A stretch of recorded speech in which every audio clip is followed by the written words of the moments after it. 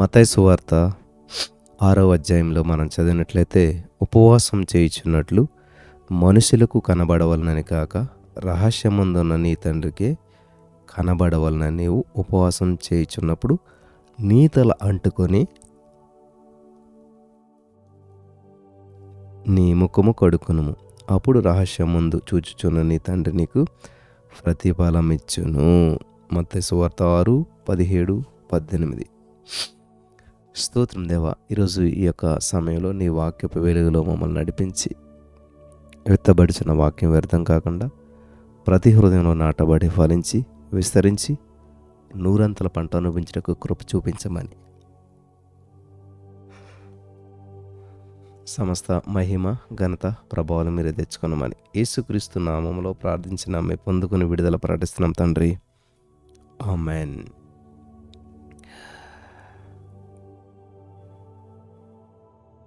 ఉపవాసం అనేది చాలా బలహీనమని చాలామంది అనుకుంటారు, కానీ ఉపవాసం చాలా శక్తినిస్తుంది, శక్తివంతమైనటువంటి ఆత్మలోకంలో. కొంతమంది భక్తుల ఉపవాసాన్ని మనం గమనిద్దాం. మనకంటే ముందున్న వారి జీవిత అనుభవాలు మనం చూద్దాం. లోకాలను కదిలించినటువంటి సేవకుల యొక్క చరిత్రలు మనం చదివినట్లయితే, అగ్ని జ్వాలల వలె లేచిన ఉజ్జీవపు చరిత్రను మనం చదివి చూసినట్లయితే, అత్యధిక మహిమతో అభివృద్ధి చెందిన సంఘాల చరిత్రను మనం చదివి చూసినట్లయితే, వీటన్నిటి వెనకాల ఆసక్తి కలిగినటువంటి ఉపవాసములు వెన్నెముకంగా ఉన్నటువంటి విషయాలు మనం గ్రహించగలుగుతాం. ఖచ్చితంగా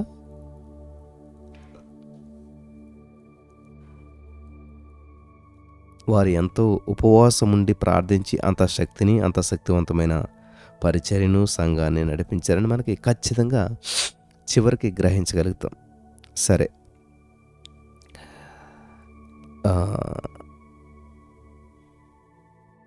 అసిస్సివాసియకు ఫ్రాన్సిస్ గారి యొక్క జీవితాన్ని మనం గమనిస్తే, ఈయన 12వ శతాబ్దంలో జీవించిన గొప్ప భక్తుడు. ఐశ్వర్యవంతులకు జన్మించినటువంటి ఇతడు తిరుగుబోతుగా తన ఇష్టానుసారంగా పాపంలో మునిగిపోయి జీవిస్తూ ఉన్నాడు. సరిదిద్దడానికి ఎవరి వలన కూడా కాలేదు.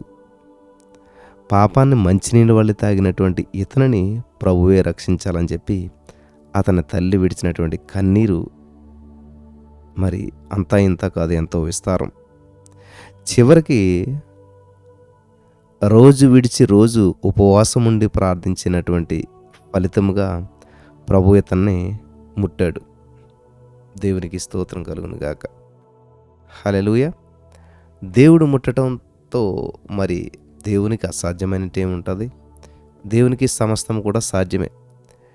ఎప్పుడైతే నీకు వచ్చిన సమస్య ఎటువంటిదైనా సరే దేవుని సందులో ఉపవాసం ఉండి ప్రార్థించడం మీరు నేర్చుకున్నారో, ఇంకా సమస్య గురించి మనం 10 మందికి చెప్పి 10 మంది చేత ప్రార్థించి 10 మంది సహాయం తీసుకోవాల్సిన అవసరం లేదు.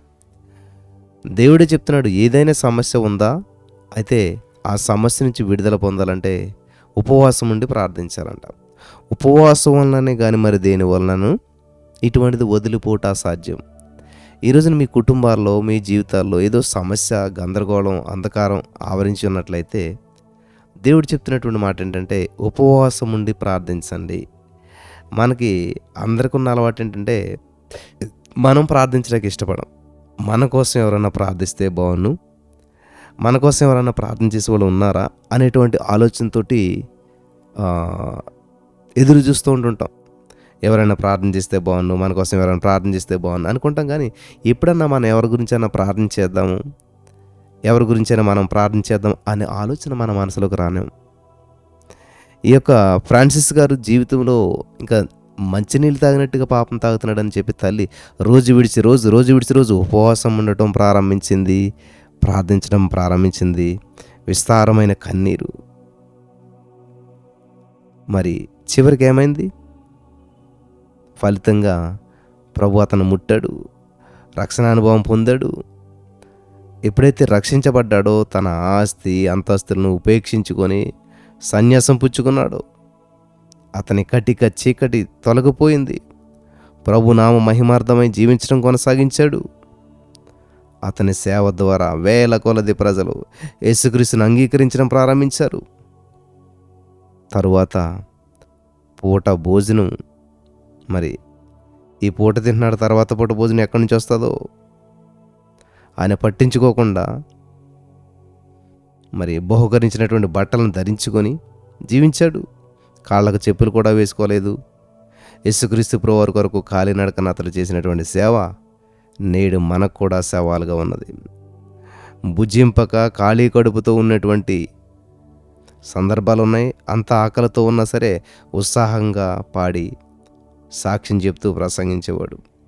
అతడు ప్రార్థనాపూర్వకంగా ఉపవాసంతో మెల్లగా మరి వీధుల్లో నడుస్తూ ఉండగా చూచిన వారు మారు మనసు రక్షణ పొందారు. దీని రహస్యం ఇతని ప్రార్థనలో ఉన్నటువంటి ఉపవాసంలో ఉన్నటువంటి శక్తి. హల్లెలూయా, దేవునికి స్తోత్రం కలుగును గాక.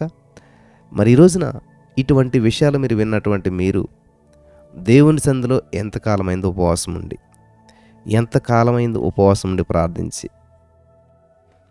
మరి అలాగే ఇంకొక సేవకుడు ఉన్నాడు, శవనరోల. అంటే ఈయన 14వ శతాబ్దంలో ఇట్లే దేశంలో దేవుడు చేసినటువంటి సేవ, దేవుడు లేపినటువంటి ఒక ఉజ్జీవ వీరుడు. ఇతని ద్వారా ఫ్లారెన్స్ అనేటువంటి పట్టణంలో ఉజ్జీవ మంటలు రగులుకున్నాయి. ప్రభువును స్తుతిస్తూ స్తుతులతోనూ పాటలతోనూ కూడినటువంటి ఇతని సేవ ద్వారా పట్టణస్థులందరూ కూడా రక్షణ పొందారని చెప్పవచ్చు. ఏం లేదు, స్తుతించడం, పాటలు పాడటం, ఉపవాసం. చరిత్రకారులు అతని గురించి ఇలా చెప్తూ ఉంటుంటారు, ఏమనంటే తన ఎక్కువ దినాల ఉపవాస ప్రార్థన వలన ప్రసంగ వేదికపై ఎక్కడానికి కూడా శక్తిహీనుడైపోయాడంట. ఎంతగా ఉపవాసాలు చేశాడంటే ఆ ప్రసంగించేటువంటి స్టేజ్ ఎక్కి ఓపిక కూడా ఉండేది కదంట. మరి చాలా శక్తిహీనంగా ఉండేటువంటి వాడంట. కానీ ఎలాగైతే ఆ ప్రసంగం యొక్క పోడియం స్టేజ్ ఎప్పుడైతే ఎక్కాడో,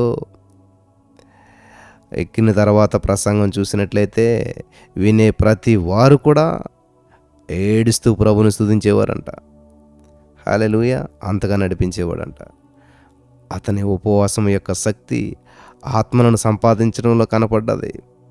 ఎంతో బలహీనంగా ఉండేటువంటి వాడు, కానీ ఆ ఉపవాసం యొక్క శక్తి అనేక ఆత్మలు రక్షించబడటం, అనేక ఆత్మలు మరి దేవుని సంధిలోకి రావటం ఆయన చూశాడంట. ఈరోజుకి కూడా ఈ యొక్క చరిత్రను మనం చదువుకోగలుగుతున్నాం. దేవునికి మహిమ కలుగును గాక. హల్లెలూయా, హల్లెలూయా. మరి అలాగే మార్టిన్ లూథర్ గారు, ఈ పేరు మనం చాలాసార్లు వినే ఉంటాం, అందరికీ చాలాసార్లు విన్నటువంటి పేరుగా అనిపించుండొచ్చు. విప్లవ ఉపవాస వీరుడు ఇతడు మార్టిన్ లూథర్ గారు. ఉపవాసం యొక్క శక్తిని బట్టి ప్రభుత్వాలకును అధికారులకును సవాల్ చేశాడు. తన ప్రాణాన్ని లక్ష్య పెట్టకుండా తప్పుడు సిద్ధాంతాలను ఎదిరించి సంస్కరణ తెచ్చాడు. ప్రొటెస్టెంట్ల సంస్థాపకుడు ఈయనే. ఇతడు విత్తినటువంటి దిద్దుబాటు విత్తనాలు ఐరోపా, అమెరికా ఖండాలంతా కూడా ఫలించాయి. మరి ఇతడు ఎడతెగక ఎక్కువ రోజులు ఉపవాసం ఉండి ప్రార్థించేవాడు. ఇతని దీర్ఘ ఉపవాసం వలన శరీర ఆరోగ్యం దెబ్బతినవచ్చని చెప్పి అతని బంధుమిత్రులంతా కూడా భయపడ్డారు. అతని ఎదుగు వచ్చి ప్రేమతోటి, నీ ఆత్మ ఉపవాసం వలన బలపరచబడుట అవసరమే కానీ ఉపవాసం వలన పరిశుద్ధాత్మ నివాసం చేసేటువంటి నీ శరీరం పాడవనివ్వకూడదు అని సలహా ఇచ్చారంట. అయినా సరే అతడు తన యొక్క ఉపవాస ప్రార్థనను మానుకోలేదు. అతడు బైబిల్ తర్జుమా చేయుట ప్రారంభించినప్పుడు ఎన్నో ఎదుర్కొన్నటువంటి వ్యతిరేకతలు, విస్తారం, ప్రభుత్వము, సంఘము, లోకమంతా కూడా ఎదిరించినా కానీ ఆశ్చర్యంగా పరిశుద్ధ గ్రంథాన్ని అనువదించాడు. హల్లెలూయా, దేవునికి స్తోత్రం కలుగును గాక. దేవుని హస్తములే తప్ప వేరేదియు దీనిని చేయుట అసాధ్యమే. అవును నా ప్రియమైనటువంటి వారలారా, మార్టిన్ లూథర్ గారు ఉపవాస ప్రార్థన విని దేవుడు దిగివచ్చి అతనికి సహాయకుడై ఉండి విజయవంతంగా తన సేవను జరిగించాడు. దీనికి అతని ఉపవాస ప్రార్థనయే మూల కారణమైంది. బైబిల్ని అనువదించాడైనా. Thank you Jesus. 4వదిగా జాన్ కాల్విన్. ఈ పేరు మీరు వినే ఉంటారు చాలాసార్లు. జాన్ కాల్విన్ అనే పేరు వినే ఉండి ఉంటారు. మరి జెనీవాకు చెందినటువంటి ఇతడు క్రమంగా ఉపవాసం చేసేటువంటి ఉత్తమ సేవకుడై ఉన్నాడు. ఇతని ప్రార్థనా ఫలితంగా ఆ పట్టణమంతా కూడా రక్షణ పొంది ప్రభులోకి వచ్చింది. అంతేకాదు మరి అతను ఉపవాసం చేశాడు. ఆ ఉపవాస ప్రార్థనా ఫలితంగా అనేకమైనటువంటి ప్రార్థనా బృందాలు స్థాపించబడ్డాయి. ప్రార్థనా వీరులు బయలుదేరారు. అతని సేవ ద్వారా మార్పు పొందినటువంటి వారు ఇంకొక ప్రార్థన వీరిని చెప్పున లేచి ప్రార్థించసాగారు. ఇంటికొక ప్రార్థనా వీరుడైపోయాడంట. దేవునికి స్తోత్రం. ఇదంతా ఎవరు? ఆయన ఉపవాసం ఉండటం వల్ల. ఈరోజు నీ మాటలు వింటున్న ప్రియమైనటువంటి సహోదరి స్నేహితులరా, ఒక్కసారి ఆలోచించండి. మీరు ఎప్పుడన్నా ఎవరినన్నా ప్రభావితం చేయగలిగారా? మీ ద్వారా ఎంతమంది ప్రభావితం అయ్యారు? మీ ద్వారా ఎంతమంది ప్రభు వైపు ఆకర్షితులయ్యారు? మీ ద్వారా ఎంతమంది ఆత్మలో బలపరచబడగలిగారు? మీ ద్వారా ఎంతమంది జీవితంలో అద్భుతాలు జరిగాయి? ఎప్పుడు కూడా మన జీవితంలో అద్భుతం జరగాలి, మనకు మేలు కలగాలి, ఇదే ఆలోచన. కానీ మన ద్వారా దేవుడి నామానికి మహిమ కలగాలి, మనల్ని బట్టి అనేక మంది బలపరచబడాలి, మన ద్వారా అనేక మంది దీవించబడాలి, మన ద్వారా అనేక మంది జీవితాలు అద్భుతాలు జరగాలి, ఇది అసలు ఎక్కడా లేదు ఈ రోజుల్లో. ఇంటికొక ప్రార్థనా వీరుడు లేచాడంట. హల్లెలూయా.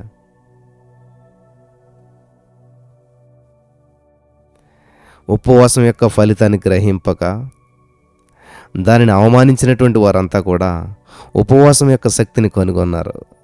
అంతవరకు నామకార్థంగా ఉపవాసం చేసినటువంటి ఆ పారంపర్య క్రైస్తవుల యొక్క పూర్ణ హృదయంతో, పూర్ణ వివేకంతో, పూర్ణ బలంతో ఉపవాసం చేయనారంభించారు. ఉజ్జీవ మంట జ్వాలలుగా లేచింది జాన్ కాల్విన్ గారి యొక్క ఉపవాసం యొక్క శక్తిని బట్టి. హల్లెలూయా. అలాగే జాన్ నాక్స్ గారి గురించి మీకు అందరికీ తెలుసు. జాన్ నాక్స్ ఈ సేవకుని గురించి కూడా మీరు చాలాసార్లు వినే ఉంటారు. జాన్ నాక్స్ అనేటువంటి ఉపవాస వీరుని ప్రార్థన ఇంగ్లాండ్ దేశపు రాణి యొక్క సైనికుల బలం కంటే శక్తి గలదై ఉన్నది. ఇంగ్లాండ్ దేశాన్ని పరిపాలించిన మేరీ ఒక క్రూరమైనటువంటి రాణి సేవకుడైన జాన్ నాక్స్ను సర్వనాశనం చేయడానికి ప్రయత్నించింది. కానీ ఆమె వలన కాలేదు. ఆమె సైన్యమంతా కూడా ఈ దీన సేవకుని ఎదుట నిలవలేకపోయారు. జాన్ నాక్స్ ఉపవాసం ఉండి ప్రార్థించగా ఆమె ప్రార్థనా శక్తిని ఎదుర్కొనలేక వణికింది. పట్టు విడవక అతడు ప్రార్థించడాన్ని బట్టి అహంభావంతో నిండినటువంటి రాణి స్వదేశం నుండి పారిపోయి విదేశంలో మృతి చెందింది. ఉపవాస ప్రార్థన ఎంతో శక్తి కలిగినటువంటిది ప్రియులారా. దేవునికి స్తోత్రం కలుగును గాక. హల్లెలూయా. ఇది చాలా అద్భుతమైనటువంటి విషయం, మీరు గ్రహించాలని ప్రభు పేరట నేను మనవి చేస్తూ ఉన్నాను. చార్లెస్ ఫిన్నీ గారి గురించి మీకు అందరికీ తెలుసు. 6వదిగా వేకువనే లేచి ఎక్కువ సమయాన్ని ఇతడు ప్రార్థన గదిలో గడుపుతూ వచ్చేవాడు. శరీర వ్యాయామం దేహమును ఎలాగ బలపరుస్తున్నదో అలాగే క్రమమైన ఉపవాస వ్యాయామాన్ని బట్టి ఇతని ఆత్మను పరిశుద్ధాత్మ బలపరిచాడు. ఉపవాసం చేస్తూ దేవునితో ఏకాంతంగా సమయాన్ని గడుపు నిమిత్తం ప్రార్థన గదిలోను అడవుల్లోనూ ఉంటాడు. ఇతడు 24 గంటలు ప్రార్థించాడని చెప్పవచ్చు. ఉపవాసం తన ఆధ్యాత్మిక జీవితానికి ఒక లంగర్గా ఉపయోగపడ్డది. హల్లెలూయా. ఆయనే చెప్పేవాడు, ఉపవాసం తన ఆధ్యాత్మిక జీవితానికి ఒక లంగర్గా ఉండనని చెప్పేవాడు. ఎప్పుడైనా సరే తనలో దేవుని శక్తి తగ్గినట్లు గ్రహించిన ఎడల 3 దినాలు కఠినంగా ఉపవాసం చేసి పోగొట్టుకున్న శక్తిని, పరిశుద్ధాత్మ శక్తిని మరలా పొందుకొనడానికి ఆయన అలవాటు చేసుకున్నాడు. చార్లెస్ ఫిన్నీ గారి చుట్టూ ఎల్లప్పుడూ కూడా ఆత్మ యొక్క బలమైన ప్రసన్నత ఉండేది. అందువలన వ్యాపారులు, కార్మికులు, సొసైటీలో అంతస్తు కలిగిన వారు, అధికారులు, మరి వేల కొలది ప్రజలు పాపాలను ఒప్పుకొని దేవుని రక్షణను స్వతంత్రించుకుంటూ వచ్చేవారు. హల్లెలూయా. 7వదిగా జోనథాన్ ఎడ్వర్డ్స్ గారు. ఇతడు ఉపవాస ప్రార్థన ఎందుకు గొప్ప నమ్మకం గలవాడై ప్రసంగ వేదికపై నిలిచడానికి శక్తి లేనంతగా ఉపవాసం చేసేటువంటి వాడై ఉండేవాడు. ప్రభు అతని సేవను అపరిమితంగా ఆశీర్వదించాడు. అతడు ఎక్కువ రోజులు ఉపవాసం ఉండి ప్రసంగించినటువంటి రోషము కలిగిన దేవుని చేతిలో, మరి ఆ దేవుని చేతిలోని పాపులు అనే ప్రసంగాన్ని ప్రజలకు అందించాడు. ప్రజలందరూ కూడా వణికించాడు. ఆ ప్రసంగం విన్న వారందరికీ వణికిపోయారనమాట. అతడు ప్రసంగిస్తూ ఉండగానే తాము నరకంలోనికి వెళ్ళిపోతామేమో అని భయపడిన ప్రజలు స్తంభాలను కుర్చీలను పట్టుకుని వేలాడరు. ఆమేన్. చూసారా జోనాథన్ ఎడ్వర్డ్ గారి యొక్క ప్రసంగం వినంట. 4D మూవీ చూసినప్పుడు చూడండి, నిజంగా అందులో ఎలాగైతే ఇన్వాల్వ్ అవుతారో అలాగా ఈ యొక్క జోనాథన్ ఎడ్వర్డ్స్ గారి యొక్క ఆ యొక్క మెసేజ్ విన్నప్పుడు నరకంలో పడిపోతున్నామేమో అని చెప్పి ఆ కుర్చీలు పట్టుకొని స్తంభాలు పట్టుకుని వేలాడారంట. పడిపోతున్నాము అన్నంత ఫీలింగ్లో వేలాడారంట. దేవుని తీర్పుని గురించి ఇతను ప్రసంగిస్తూ ఉండగా వారి గుండె జారినట్లుండేది. ప్రజలకు పశ్చాత్తాపం కలిగించే ఇతని యొక్క ప్రసంగం యొక్క రహస్యం ఉపవాస ప్రార్థనయే. హల్లెలూయా. అలాగే జాన్ వెస్లీ గారు మీకు అందరికీ తెలుసు. మరి వాళ్ళ అమ్మ సుసన్న వెస్లీ గారు ఎంతగానో ప్రార్థించారు. ఎట్టి పరిస్థితుల్లోనూ కూడా క్రమం తప్పకుండా ఉపవాసం చేసేవాడు ఆయన. సేవకులు మాత్రం కాదు, విశ్వాసులను ప్రతి బుధ శుక్రవారాలు ఉపవాసం చేయాలన్నది ఇతని యొక్క నియమం. అతని దినాల్లో ప్రసంగ వేదికల నుంచి నిప్పు రవ్వల వంటివి ఎగిరినట్లుగా ఉండేటువంటిది. అది మహా గొప్ప ఉద్యమానికి ప్రారంభం. ఉపవాసం యొక్క అద్భుతమైన శక్తిని కనులారా చూసిన అనేకులు ఒకరితో ఒకరు పోటీపడి తమ శరీరారోగ్యాలను లెక్క చేయకుండా ఎక్కువ రోజులు ఉపవాసం చేశారు. అయినా సరే జాన్ వెస్లీ ఉపవాసం యొక్క శక్తిని నొక్కి చెప్పడం మానలేదు. ప్రార్థించని క్రైస్తవుల వలె ఉపవాసం చేయని క్రైస్తవులను పరలోక మార్గంలో నడవరని చెప్పేవాడు ఆయన, బోధించేవాడు. 1789 జూలై 22న డబ్లిన్ నగరమందు క్రైస్తవ్యం బలహీనమై ఉండుటకు కారణాలు అనే అంశంపై ప్రసంగించినప్పుడు అతి ప్రాముఖ్యమైన కారణం ఉపవాసం చేయకపోవటం అని చెప్పి ఆయన ప్రసంగించాడు. హల్లెలూయా. సిహెచ్ స్పర్జన్ గారు 9వదిగా మనం చూసినట్లయితే బాల్యంలో దైవ సేవకుడైనటువంటి తన ప్రసంగ సమర్థత వలన లోకమును తలకిందులు చేసినటువంటి సిహెచ్ స్పర్జన్ ఒక మంచి ఉపవాస వీరుడు. అతడు ఉపవాసం గురించి ఎలాగ రాశాడు ఏమనంటే, ప్రార్థన వలనను ఉపవాసం వలననే గాని మరి దేని వలనైనను ఈ విధమైన దెయ్యములను వదిలిపోవుట అసాధ్యమని క్రీస్తు బోధించాడు. ఈ బోధలో ఆయనకు ఒక ఖచ్చితమైన ఉద్దేశం ఉండెను. మారు మనసు పొందకుండా మనుషుల హృదయాలు కఠినపరిచి బంధించి ఉన్న దెయ్యాలు వెళ్ళగొట్టడానికి, మనుషులు రక్షణ పొందుటకును మామూలు ప్రసంగాలు పారంపర్యాచారంగా చేయబడు ప్రార్థనలు సరిపోవు. ప్రత్యేకమైన ప్రసంగాలు, ఆసక్తికరమైనటువంటి ప్రార్థనలు మరియు గట్టి ఉపవాసములు మాత్రమే మంచి ఫలితాలు ఇస్తాయి అని చెప్పి సిహెచ్ స్పర్జన్ గారు చెప్పేవారంట. నేను ఎందుకు ఉపవాసం చేయాలని మీరు అడగొచ్చు. మీ ప్రార్థనా జీవితం కాపాడుకునటానికి, ఆధ్యాత్మికమైన జీవితం ఎదుగుదల నిమిత్తము, ప్రభు కోసం సాహస కార్యాలు చేయడానికి ఉపవాసం అవసరమని నేను చెప్తున్నాను. యేసుక్రీస్తు వారు ఉపవాసం చేశారు, ఉపవాసం చేయమని ఆజ్ఞాపించారు. నీవు ఉపవాసం చేయని ఎడల నీకు రావాల్సిన అదనపు ఆశీర్వాదములు పోగొట్టుకుంటారు. తాను ఉపవాసం చేసినప్పుడు నరములు బలహీనత వలన శరీరం బిగిసిపోయేది. సిహెచ్ స్పర్జన్ గారికి ఉపవాసం చేసే శరీరం బిగిసిపోయేదంట. అయినా సరే ఉపవాసం చేయటం మానలేదంట. ఎందుకంటే ఆత్మకు కావలసిన పుష్టినిచ్చేది ఉపవాసమే. నశించుచున్న ఆత్మల కొరకు పరితపించి కన్నీరు కార్చుచున్నటువంటి మీరు క్రమంగా ఉపవాసం పాటించి చూడండి. భయముతో దయ్యములు వణుకును. అలా వణకడం చూస్తారు. విశ్వాస అభివృద్ధికి ఉపవాసం మంచి ఔషధమైనది. శరీర ఆరోగ్యానికి అది తోడ్పడుతున్నది. ఆత్మ సంబంధమైన అనుభవం లేని అన్యజనులను శరీర ఆరోగ్యం కొరకు ఉపవాసం చేయుచున్నారు. ఉపవాసం వలన శరీరానికి హాని లేదు. అది మెదడుకు తెలివినిస్తుంది, మనస్సును ఓదారుస్తుంది. ఆమేన్. 10వదిగా మనం చూసినట్లయితే డేవిడ్ బ్రైనార్డ్ యవ్వన కాలంలో ప్రభు సేవ కొరకు ఉపవాసమందు తనను తాను కుమ్మరించుకున్నటువంటి ఉత్తమ భక్తుడితడు. ఇతడు తన డైరీలో రాసినటువంటి సంగతులు ఎంతో ఉజ్జీవకరమైనటువంటివి. అతడెంతో శ్రేష్టమైన ఉపవాస వీరుడని సాక్ష్యమిస్తూ ఉన్నాయి. ఈ దినమును ప్రార్థన ఉపవాసం కొరకు కేటాయించి తిని ప్రభు తన సేవకు నన్ను పరిపక్వతపరచుటకును తన కృపతో నింపుటకును ఇది అవసరమని తెలుసుకున్నాను. నా ప్రాణము ప్రభువుపై తృష్ణగొనెను. ఆహారము భుజించుట మరచితిని. ఆహారము కంటే దేవుని సముఖము నాకు ప్రీతికరమాయను అని చాలా చోట్ల తన డైరీలో ఈ యొక్క డేవిడ్ బ్రైనర్ గారు రాసి పెట్టుకున్నాడంట. హల్లెలూయా. 11వదిగా విలియం బ్రాన్వాల్, 19వ శతాబ్దపు బలమైన సేవకుడు. ఇతడు ఉపవాసం ఉండి ప్రార్థించినప్పుడు ప్రత్యేకమైన దేవుని శక్తి చేత నింపబడ్డాడు. అతని యొక్క ఉపవాస ప్రార్థన దేశంలో గొప్ప ఉద్యమాన్ని తెచ్చింది. తన ప్రార్థనా గదిలో కనీసం 2 గంటల నుండి 6 గంటల వరకు ఎడతెగక ప్రార్థించేవాడంట. ఉదయం 9 గంటల మొదలుకొని సాయంత్రం 3 గంటల వరకు కూడా మోకాళ్ళ మీద ఉండి తరచుగా ఉపవాసం చేయడం అతని యొక్క అలవాటు. ఉపవాసంతో పాటు తమను తాము పరిశీలించుకున్నట్టు తగ్గిపోయాను.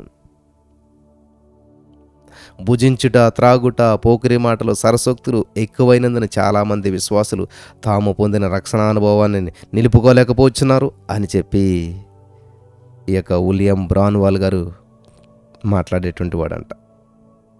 12గా మనం చూసినట్లయితే రీస్ హవెల్, 2వ ప్రపంచ యుద్ధ విజయము ఇతని ఉపవాస ప్రార్థనా శక్తిలో ఉన్నది. ఇతని వంటి ఉపవాస వీరుడు మరియు విజ్ఞాపనకర్త మరొకరు లేరని చెప్పవచ్చు. ఇతడు సేవ ప్రారంభ దినం మొదలుకొని కేవలం 2 దినాలు ఒక్కసారి మాత్రమే భుజించాడు. విన్నారా? సేవ ఎప్పుడైతే ప్రారంభించాడో అప్పటి నుంచి 2 రోజులకు ఒకసారి భోజనం చేసేవాడంట. జీవితం అంతా కూడా అలాగే పాటించాడు. తరువాత 15 దినాలు ఎడతెగక ఉపవాసం చేయడానికి దేవుని ఆత్మచేత నడిపించబడ్డాడు. సువార్త ప్రకాశమును మరి వెదజల్లు దేశములకు విరుద్ధముగా జరిగినటువంటి 2వ ప్రపంచ యుద్ధాలలో ఆ యుద్ధకాలంలో దేవుడు జోక్యం చేసుకొని అంధకార శక్తులను లయపరిచే నిమిత్తం ఒక దినమంతా భారంతో ప్రార్థించడానికి తన కాలేజీ విద్యార్థిని పిలిచాడు.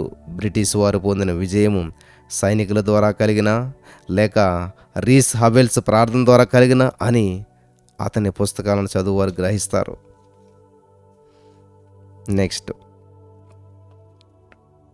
చివరిగా డిఎల్ మూడీ గారి గురించి మనం ధ్యానం చేసుకుని ముగించుకుందాం. 13వది డిఎల్ మూడీ గారి యొక్క ఉపవాస ప్రార్థన అనుభవాలతో ఈ యొక్క వర్తమానాన్ని మనం ముగించుకుందాం.